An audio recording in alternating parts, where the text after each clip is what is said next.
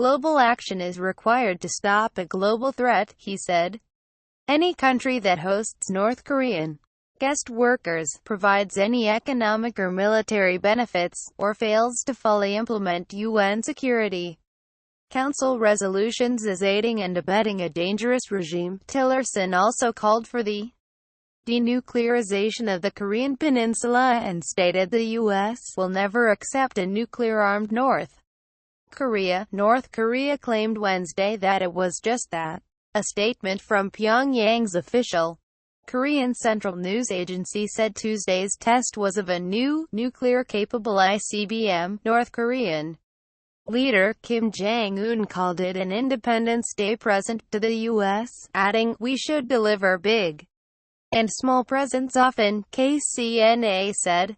Tillerson's strong statement marks a striking contrast to when North Korea conducted a test in April, and Tillerson said, "North Korea launched yet another intermediate-range ballistic missile. The United States has spoken enough about North Korea. We have no further comment." The Pentagon late Tuesday confirmed North Korea's test was an ICBM. The launch continues to demonstrate that North Korea poses a threat to the United States and our allies. A Pentagon statement said, North Korea said the missile flew on a steep trajectory, going 2,800 kilometers 1,741 miles above the Earth, before splashing down in the Sea of Japan, East Sea 930 kilometers 578 miles from its launch site. Analysts said if the missile were fired on a standard, flatter trajectory it would be capable of reaching Alaska. The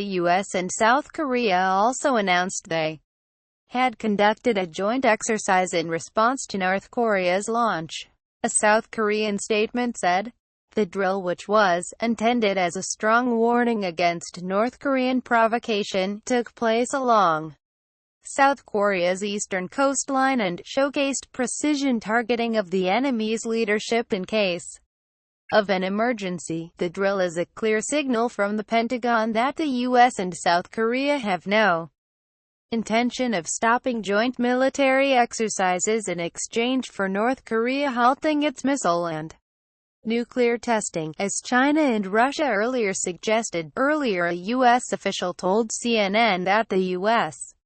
had high confidence that Monday's launch was an ICBM. The official said analysis suggests a second-stage booster ignited and produced 30 seconds of additional flight. Trump administration national security, military and diplomatic officials gathered for unexpected July 4th meetings to discuss what options might be needed, several administration officials told CNN. Top officials at the State Department and the Defense Department participated in the meetings. The goal is for President Donald Trump to potentially approve a measured response, one official told CNN. Nothing has been decided, but that response could include sending additional U.S. military assets such as troops, aircraft and ships to the region.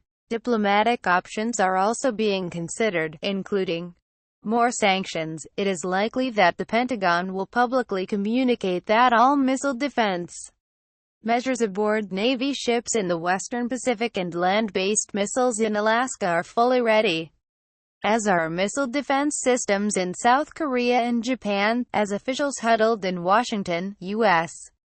Ambassador to the United Nations Nikki Haley called for an emergency session of the UN Security Council to address the launch.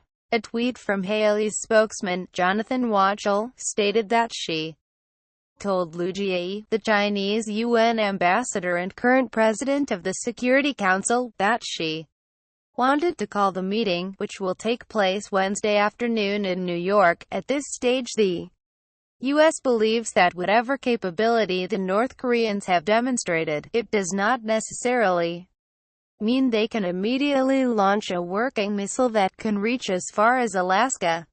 And it's also not clear that the regime has a functioning miniaturized nuclear warhead. However, U.S. military commanders have long said they plan against a worst-case scenario. I know there's some debate about the miniaturization advancements made by Pyongyang. ADM Harry Harris, head of the U.S. Pacific Command, recently said, "But PACOM must be prepared to fight tonight, so I take him at his word. I must assume his claims are true. I know his aspirations certainly are." Defense Secretary James Mattis also recently underscored U.S. military policy when asked by South Carolina Republican Sen. Lindsey Graham, "Is it the policy of the Trump administration to deny North Korea the capability of building an ICBM that can hit the American homeland with a nuclear weapon on top?" Mattis answered, "Simply, yes, it is." Sen. Graham, as CNN has previously reported, U.S. military commanders have updated options for Trump specifically in anticipation of a North Korean ICBM or underground nuclear test.